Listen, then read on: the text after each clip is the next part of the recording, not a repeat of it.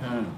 Sunod, mga kababayan, tapos na tayo dyan kay Batu ha. Mismo nagpa-interview, inamin kung taga saan si Mary Grace Piatos. Kasi yan daw ang hinahanap ng taong bayan dito sa impeachment ni Sara. So, sana maidala ninyo si Mary Grace Piatos, sana maipakita ninyo kasi kung hindi nyo mailabas yan, wala namang ibang kabagsakan si Sara. Kulong, impeach. 'Di ba? So, ayun, sunod. Dito tayo, mga kababayan. Ano yung sunod? Eto na, mga kababayan. Yung sunod nating pag-uusapan ay patungkol dito kay Francis Leo Marcos. Mga kababayan, alam ko kilala ninyo itong si Kulaong, si FLM. Ha? Kung naalala ninyo nakaraan, si Kulaong po, mga kababayan, ay hinatid po ni Makagago kay Manny Pacquiao at ipinarinig, mga kababayan, ipinarinig po na may utang daw si Manny Pacquiao sa kanya ng daan-daang milyon, no? 300 million ba? Sa Amerika daw, dollar daw ha, dollar. So ngayon, mga kababayan, sinuot ni Kulaong, kilala ko yan Ken, si Kulaong, dati akong supporter niya. Sinuot ni Francis Leo Marcos ang damit ng isang general. Isang general na bata-bata lang daw niya. Isang general na bata lang daw niya. Oo, or sa madaling salita mga kababayan, utusan lang daw niya. So ngayon mga kababayan, habang ito'y kumakalat at ipinakita niya sa social media, napansin ito ng PNP. Naku po mga kababayan, Diyos ko. Patay ka dito ha, Norman Mangusin, patay ka dito. Ito ha, mga kababayan, ipakita ko sa inyo. Ito po mga kababayan, yung video. Ayan. Tigadala ko ng damit nung nasa kulungan ako. Mabuting tao rin naman yan. As in, masasabi. Ito ha, ulitin ko yung video. Shoutout idol. Bihira lang, madalas ako sa Ilagan. For information mo lang, yung regional director ngayon ng Region 2, si General Maralag, dating bantay bahay ko lang yan nung nakakulong ako. Sa shooting range sa Tagaytay, sniper ka pala. Shoutout idol. Bihira lang, madalas ako sa Ilagan. Sa Ilagan Isabela, o sa shooting range doon. Lalo na nung nagbabantay doon is yung bata ko, si Christian. Yun. At for information mo lang, yung regional director ngayon ng Region 2, si General Maralag, dating bantay bahay ko lang yan nung nakakulong ako. Pero ito ha, mga kababayan, ito, bigyan ko kay trivia. Sabi niya, ito daw si General, bantay bahay niya noong nakakulong siya. Putang ina mo, Francis Leo Marcos, noong nakakulong ka, wala kang bahay, tangina mo ka. Ako mismo, kasama ni Yama, kasama ni Dong Batalan, ang bahay ay inupahan nyo lang mula sa pera ng mga OFW na nauuto ninyo. Wala kang pera. Di ba pumunta pa nga kami doon sa bahay na inupahan ninyo sa Cavite? Yung kulay pula ang bubong, kulay puti ang pintura. Kahit nga puntahan ko ngayon, alam ko dun eh. Di ba? Yung bahay na yun ay inupahan nyo lang monthly. Ginawa ninyong hideout na kung saan doon kayo nagla-live-live. Iba-iba ang nila-live ninyo doon. Iba-ibang tao. Palit-palit kayo every 3 hours. Para malaki ang kita, malaki ang palipad. Meron pa nga kayong palipad doon na thank you so much. Di ba si Limor pa nga yung nagsasalita noon eh. Yung sobrang payat. Akala mo kaya katapang-tapang pero nung nagkita kami hanggang balikat ko lang sobrang payat. So, wala kang bahay, Francis Leo Marcos, wag mo ko pinagluloko. Tapos yung sinasabi mong bahay mo sa Green Meadows, tanga, inupahan mo lang din yun. Dati yung bahay ni Erap, inupahan mo sa Green Meadows, sa Quezon City, na kinalampag mo kasi yung mga kapitbahay mo dun, mga senador. Nandun nga sila Chris Aquino, yung mga kapitbahay mo, akala mo di ko alam. Yung bahay na yun ay inupahan yun. Tapos yung Mustang na itim na drive mo kay Glenn Chong yun, ay kay ano yun, kay Bernard Chong yun, na inuuto-uto mo at sabi mo kapatid mo, kinakapatid. Na hindi ka naman kilala. Pangalawa, yung sabi mo na ikaw nagmamayari ng kondo sa Ligran sa Green Hills. Putang ina mo, hindi sa'yo yun. Ha? Inupahan mo lang yun. Yung mga malalaking ano doon, yung mga malalaking, tawag doon, mga malalaking orasan na iba-ibang apat na orasan doon. Tanga, design na mismo ng kwarto yun. Hindi lang pinagalaw sa'yo. Nangupahan ka lang doon, isang buwan lang. Tapos sabi mo sa'yo. At saka yung mga relo mong Rolex na nandoon kay Mary Ann Victory, nung nanay-nanay ni Tony Fowler, na kunwari namatay na bagok, buhay si Mary Ann, tinakbo niya yung pera, kaya nga pinatulpo yun eh. Isa ding scammer yun, si Mary Ann Victory. Sinong nakakakilala kay Mary Ann Victory? Yung nanay-nanay ni Tony Fowler noon na mataba na puro ginto, na ang ngipin hiwa-hiwalay, mukhang ngipin ng shark. Si Mary Ann Victory, yung nagpakilalang nanay ni Tony Fowler na mayroong resort na ipamana daw, may kondong pinamana, tanga. Mga inupahan lang nila yun para magsabi na mga mayayaman sila. Natulpo yun. Kasi meron siyang pautang. Mag-invest ka, yung 1 million mo, ang balik 1.2. Tapos walang nangyari, tinakbo niya. Di ba? Mga sinungaling kayo. Ayan, alam ko lahat yan, mga kababayan, kasi bakit? Vlogger ako noon na kumakalaban kay Francis Leo Marcos. Isa ako sa kasama ni Boss Mike at ni Takiro. Kami ni Attorney Aboy nang nasa DICT ngayon, mga kasama namin yan. Si Takiro, si Boss Mike, ako, si Attorney Aboy. Marami kami dati na kumakalaban niya, si Bagtit.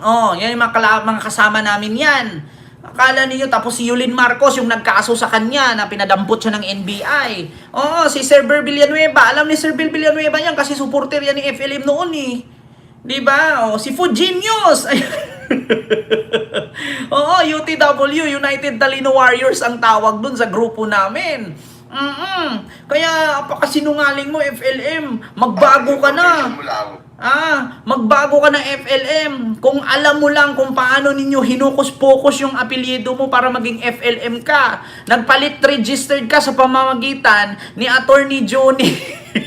Kilala ko yun, Sa pamamagitan ni Attorney Johnny, nagpalit registered ka para ang magiging pangalan mo ay Francis Leo Marcos. Pero ang totoong pangalan mo ay si Norman Mangusin. Ang nanay mo ay si Nanay Remy. Hindi siya milyonarya, hindi siya donya. Siya po'y nakatira sa bukid. Tangina mo. Sinungaling mo. Si Nanay Remy, ang nanay mo, hindi donya. Ay nako, sinungaling ka. Pangalawa, meron kang inanaka, nakatulong ng mayaman, na kayang bumili ng isang araw, kaya niyang ubusin ang laman ng 7-Eleven. Actually, ganito mga kababayan, ang katotohanan dyan, itong si Francis Leo Marcos, may asawa yan siya, may edad na. Nakita niyo yung in-interview ni Makagago? Asawa niya yun, totoo niyang asawa yun. Ngayon, yung asawa niyang yun, mga kababayan, bukod nun, may isa pa siyang marami yan siyang binuntis. May binuntis siya ngayon, mga kababayan, may dalawa siyang anak na iniwan. Pero, pasalamat siya, nung iniwan niyang dalawang anak, ay mayaman ang nanay. So ngayon, mga kababayan, meron kasi siyang niloloko noon na isang matandang may kaya sa bandang norte. Mayaman yung matanda na yon, sobrang yaman. Kilala yan nila BBM, kilala yan nila Imelda Marcos ni First Lady. May connection yan kay First Lady, yung mayamang matanda na yon. Kasi dati si FLM, nagluluto lang ng donut yan sa panadero yan, hindi yan siya mayaman. Sa bakery lang yan nagtatrabaho, panadero yan. Mukhang alien na noon eh. Sobrang itim yan, tapos bungal pa ang ngipin yan. Yung sabi niya, yung ngipin niya ay zirconia at diamond. Saan ka nakakita ng dinurog na diamond? Paano madurog ang diamond? Putang ina, yan ang pinaka-hardest metal sa buong mundo. Sa lahat ng metal, ang diamond ang pinakamatibay. So, ang sabi niya, dinurog daw na diamond yung ngipin niya, zirconia. Putang ina mo, kabaho nga ng hininga mo. Hindi totoong zirconia yung ngipin mo. Bungal ka noon. Bungal ka. Hindi totoo yan. Hindi totoong zirconia. Pusteso lang yan. Tanga, natatanggal nga eh. Pangalawa, mga kababayan, ang nanay niya ay si Nanay Remy, banlag ang mata, hindi donya, nandun sa bukid nakatira. Oo, may kapatid yan siya, isang pastor, si Pastor Jam. Kilala ni Ma'am Lily Tonini yan at saka ni Sir Bel Villanueva, 'di ba? So ngayon mga kababayan, bukod diyan, Meron yan siyang jowa-jowa noon na isang Haponesa. Si Mayu Morgami. Kilala nyo si Mayu Morgami? Hindi po niya jowa yun, hindi niya asawa yun. Peke yun. Napakarami pong artista na nabudol at naloko niya na asawa daw niya si Mayu. Hindi po totoo yan. Ako mismo magpapatunay. Si Mayu po, mga kababayan, uso po kasi sa Japan ang rent jowa, rent asawa for 1 month, for 2 weeks, for 3 weeks. Hindi po niya asawa si Mayu Marugami ba apelyido noon? Nakalimutan ko. Hindi po niya asawa si Mayu. Si Mayu po ay inarkila lamang niya. Yan po ang katotohanan. Ako mismo alam ko yan. Kulaong, huwag ka magsinungaling. Nakulong ka na lahat-lahat, di ka pa rin nagbago, tangina mo ka. Pinangakuan mo nga yung 14 vloggers mo. Nandyan si Jake Magnus, vlogger mo yan. Si Mac Pablo. Sino pa yung mga vlogger mo noon? Si Papa Trix, vlogger mo yan. Na nandyan sa... Ang mga vlogger ni Kulaong noon, nasa Iskonyans, nasa BBM at nasa DDS. Marami siyang vlogger na kalat-kalat na. Na mga nauuto niya. Diba? Diyos ko, napakasinungaling mo. At yung sinabi mo na nagbibigay ka ng mga salamin para sa mga malalabong mata. Punyeta ka, yung mga salamin mo, puro lang nabibili sa Divisoria yun. At take note, yung sinasabi mong mayaman ka, paano ka hindi mayaman? Meron kang tinatawag na 5 mommies and 1 daddy. Si Daddy Apple G. Si Daddy Apple G, yung 1 daddy, at yung 5 mommies mo na nandiyan sila. Kilala ko lahat yung kanyang 5 mommies. Diba, Sir Bel Villanueva, Ma'am Lili Tonini? Kilala ko lahat yung kanyang 5 mommies. Meron pa nga siyang mommies noon, naka-apelyido ko.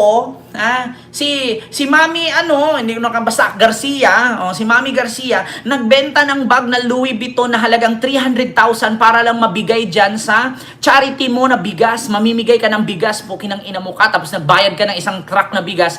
Bound check pa. Tapos yung perang ibinigay, hindi mo naman binayad. Ang daming OFW na mga matatanda na nauto mo. Na kunwari, mamimigay ka ng bigas, tapos magbibigay sila ng donation.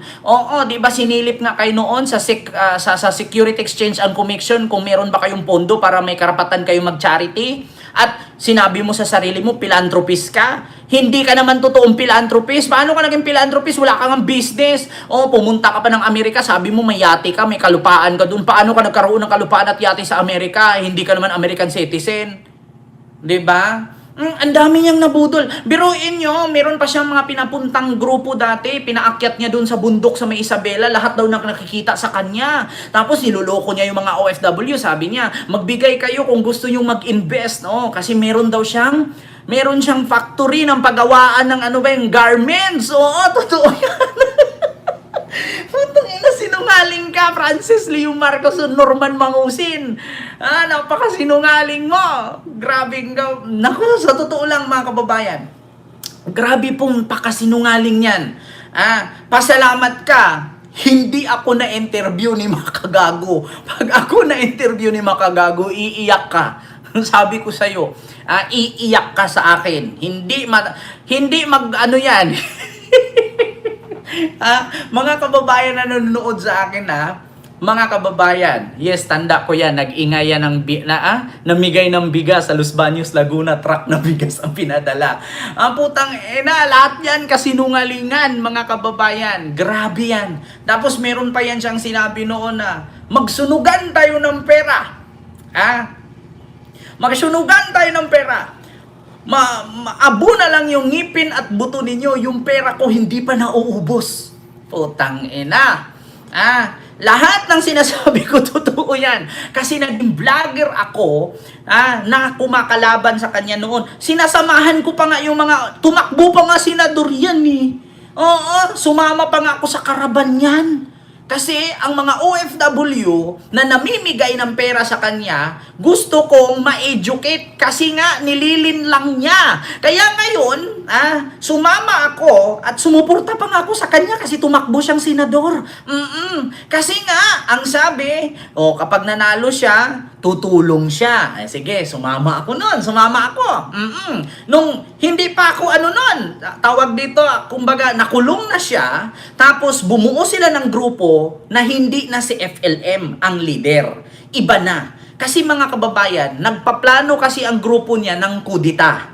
Sa grupo ni FLM na tinatawag niyang FLM Families, yung Francis Leo Marcos Group, bumuo sila ng kudita. Kasi si FLM nakakulong. Kailangan may bagong magiging leader, wala ng papel si FLM, si Norman Mangusin. So ang nangyari mga kababayan, bumuo sila. So tinanggal na si FLM, kami-kami na lang. Kasi yung mga nabudol niya, naghahanap na kasi kung nasaan na yung mga pera na hindi nila maibalik. Oo, 'di ba? Kamusta na kaya si Yamatan? Ayun ang tanong kung nasaan.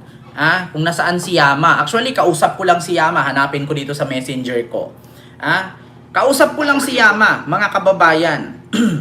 Nako, Diyos ko, ang daming nabudol niyan. Ayun pa si Inay Mirian, no? Victory. Yamatan. Actually, kausap ko lang si Yama. Ayan, no? Friend ko pa nga eh. Ayan. Ay, hindi na. Hindi ko siya inano, mga kababayan. Hindi na kami friend ngayon. Ayan, no? Mga kababayan, kakalive nga lang ni Yama, no? Ayan yung mga Facebook ni Yamatan. Ayan, si Yamatan. Oh, 'di ba? Sabi ko sa inyo mga kababayan, kilala ko talaga 'yan si FLM.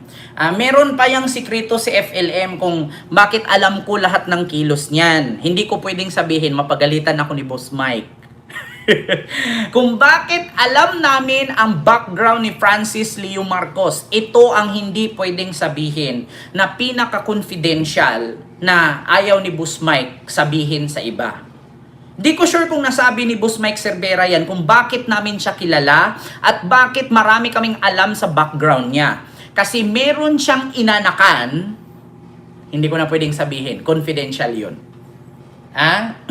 Halakent, nadulas na sumama ka. Hindi ako sumama sa kanya mambudol. Sinamahan ko yung grupo para maibalik yung pera na hiningi ulit, no? Kasi yung mga binigay na pera noon na mga OFW, gustong bawiin. Kaya bumuo ng grupo, sumama ako doon para mabawi namin. Kasi meron yan siyang isang vlogger na nagpapa-invest sa pamamagitan ng pangalang FLM na si TB Busli, isang tumboy na matabang vlogger, nagpapa-invest. Maraming OFW noon na nabudol dyan sa invest sa garments na yan. Oo, gusto naming mabawi noon. Pinadlaban namin yan. Kaso si Busli hindi na makita. Di namin alam kung nasaan. Nasa Zamboanga del Norte nagtago. Sa Mindanao. Diyos ko. Tapos hanggang sa dito na si ano ba yung sultan, may sultan yan eh. Kamag-anak ata ni Boss Mike yung nabuntis, Sir Kent, nasabi na ni Boss Mike yun. Oo, nasabi na pala. Oo, pamangkin ni Boss Mike nabuntis ni FLM. Kaya alam namin. Ayan, si TB Busli, nahuli na yun. Nahuli na ba si TB Busli? Yun sa isa sa pinaglaban ko na ng scam. Alam ni Ma'am Agnes yan. Oo. 'Di ba, Ma'am Agnes? Sa tagal-tagal na natin noon, nung pandemic pa yan eh. Diyos ko, mga kababayan. Kaya yung sinabi niya ngayon, eto na, mga kababayan. Yung sinuot niya, damit ng isang general na pinakita niya sa kanyang vlog, mga kababayan, ay nasilip po ito. Information mo lang, yung regional director ngayon ng Region 2, si General Maralag, dating pantay bahay ko lang yan nung nakakulong ako. Sa shooting range sa Tagaytay, sniper ka pala. Shoutout, idol. Bihira lang, madalas ako sa Ilagan. Sa Ilagan, Isabela, sa shooting range doon. Lalo na nung nagbabantay doon is yung bata ko, si Christian. Diba? May nagbabantay bata, wala ka man lupa doon. Ano yun? Bantay bata 163. Kaya dahil po dyan, mga kababayan, nakita at nasilip na po ito ngayon ng PNP. So ito po, buksan ko lang ha mga kababayan. Ito po ang nangyari ngayon, no? Yung sinuot ni FLM na uniform ng pulis ay nakarating po sa himpilan ng ng PNP. So ngayon mga kababayan, eto po. Sa mga hindi po nakakaalam, ayan po yung damit kanina na si FLM po yan at saka yung pinakita niyang cellphone na suot niya ang damit kasi bata-bata lang daw niya si General Antonio. 'Di ba? So ngayon mga kababayan, according dito sa PNP, ayan, spokesperson ng PNP yan. Ayan, pinakita nila ang pagsuot ng uniforme ng pulis nang hindi naman siya pulis. Ayan, sinuot niya, may mga 4-star general, may mga ranggo pa dito nakalagay. Mukha lang parang galing na sa ulingan. Ayan, so ito po mga kababayan, basahin ko ha. Illegal ang paggamit ng police uniform. Pinag-aralan na ng PNP ang pagsasampa ng reklamong usurpation of authority and illegal use of uniforms or insignia laban sa isang vlogger dahil sa pagsuot umano ng police uniform. Ayon sa PNP spokesperson Brigadier General Rando Tuanyo, ay kaukulang kulong. Ayan, kaukulang kulong ang ganitong paglabag. Ayan na, FLM. Ito na ang iyong magagamit ngayon. Anong pulis patula sabi ni Jerry Vuet? Pulis patula? Ayan, isang puno lang ng langka, pinagmalaki niya. Sabi ni Alon TV, Alonly TV 2. Ambisyoso din yang magsuot ng di kanya. Oo, Ma'am Ashley Kate, kaya ngayon, ito po siya. Ayan, yung pinakita niya kanina sa vlog niya. Ayan, pinag-usapan na yan kanina. At makukulong nga, hihimas nga ng rihas. Itong si Kulaong. Nako, sabi ko sa inyo, kay Manny Pacquiao pa, galit na galit si Manny Pacquiao dyan. Sabi nga ni Manny Pacquiao, kasuhan. Pag nakulong, bisitahin niya doon. Kung hindi lang daw siya Christian, makipag-sparring daw siya dyan eh. About sa Cagayan State, ito pa, meron pa yan siyang University Circuit gusto kasuhan si Kulaong. About dun sa Cagayan State University na ang sabi niya, graduate daw siya doon. Tapos doctorate, ano ba yun? Basta may mga sinasabi siya doon mga kababayan, tapos nagbibigay daw siya ng pera doon sa mga estudyante, kumbaga parang daw niya scholarship daw niya. Kasi nagpakilala nga siyang mga kababayan, nagpakilala siyang philanthropist or tumutulong. Like po kayo mga kababayan. Nako, sabi ko sa inyo mga kababayan, kung ako lang tanungin, napakarami ko pong alam kay Kulaong kasi 2018, 19, 20, 21. 3 taon po akong nag-content niyan kay Kulaong. Di ba? J Hamandre. Ayan, maraming salamat po sa yung super pagsali dito sa ating YouTube channel. Maraming salamat po. Si The Kings, ayun, is correct in saying, 'di ba? Tama ang sinabi ni The King na lahat na tao na didikit kay Norman gusgusin minamalas. Isa din yan si The Kings, no? Na biktima din niya yan, pinangakuan niya yan na babayaran kasi gagawin niyang talent. Tapos pina-print pa niya ng mga ng mga tarpaulin nung tumakbo siyang senador, wala namang balik. Tapos meron pang isa yung nasa Canada, yung mataba. Yeah? Ma'am Juliet Hunas ba? Kasali ako sa UTW noon, nila Boss Mike. So, ngayon, Sir Jerry, totoo yan, pulis patula. Ayan, nice one, idol. Ayan. Maraming salamat po. Diba? Sir, sinasukir, antay-Kulaong na rin. Isa din yung sinasukir. Meron pang isa, yung doktor, si Ilagan. Di ko alam kung taga saan yun si Ilagan. Dating naghahawak ng mga artista. Si David Ilagan, si Daddy David. Kilala ko din yun. Naloko din niya yan. Nako, mga kababayan, maraming yan si Kulaong, nabudol noon. Basta marami siya mga mami-mami noon na mga mayayaman sa Amerika. Actually, si Mami Jessica, nag-message sa akin si Mami Jessica. Nandyan nga si Ma'am Remy Kudo ng Japan. Isa din yan sa kanyang napaniwala noon. Nandyan si Ma'am Remy Kudo, nag-comment sa akin. Maraming nabudol yan si FLM. Sa totoo lang, sobrang nabudol yan. No? Yun lang yung aking yun lang yung aking reaction dyan.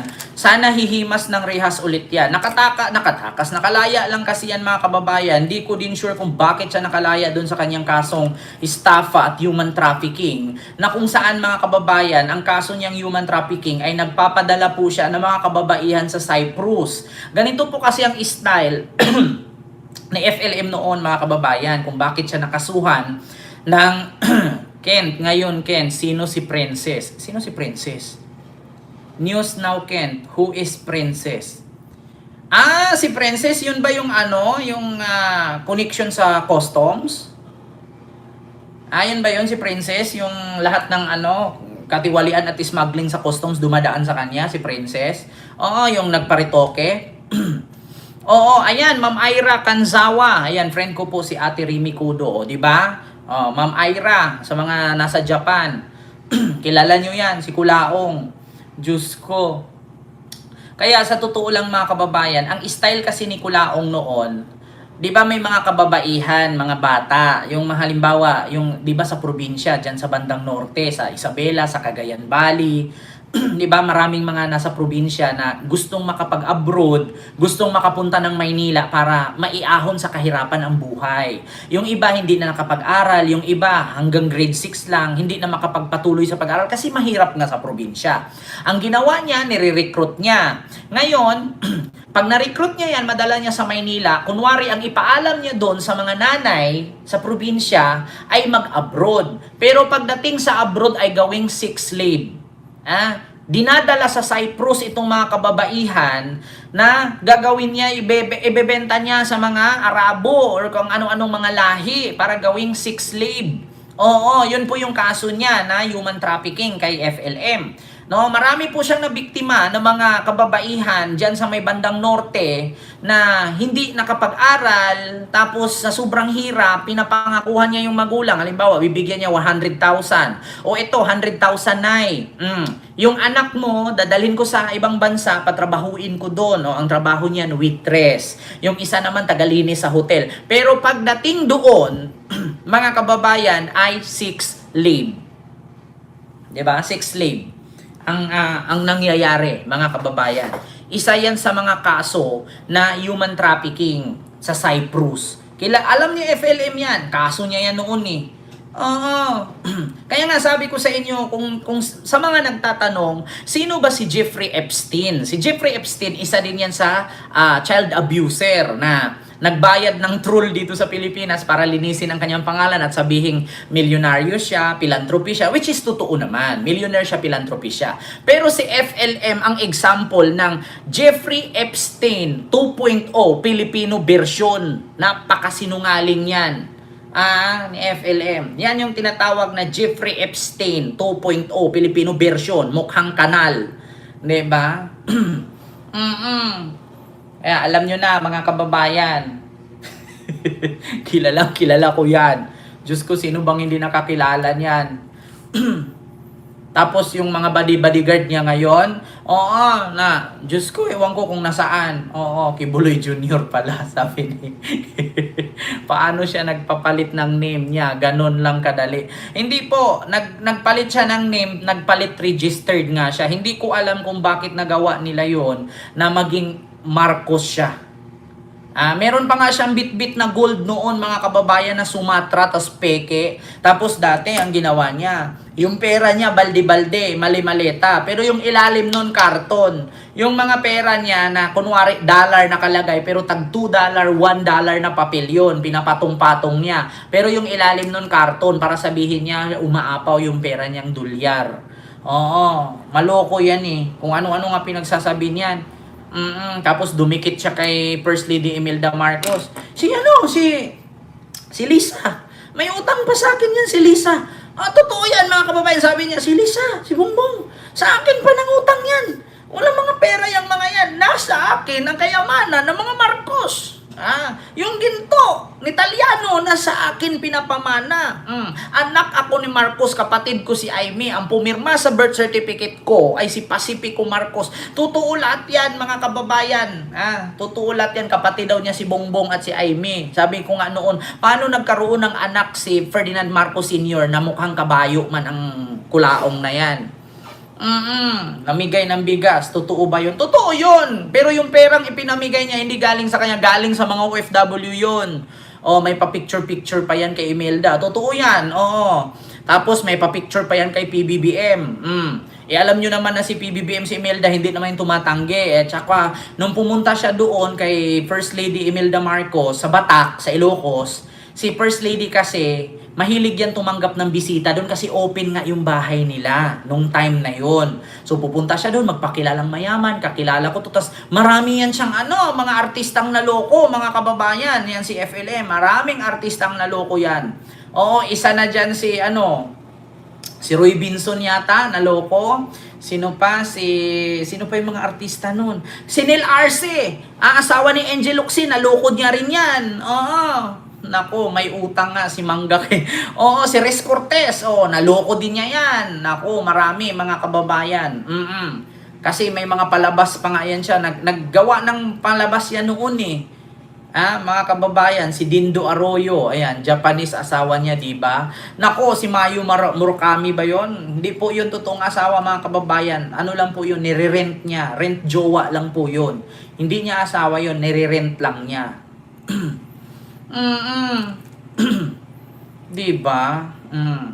So, yun po yun.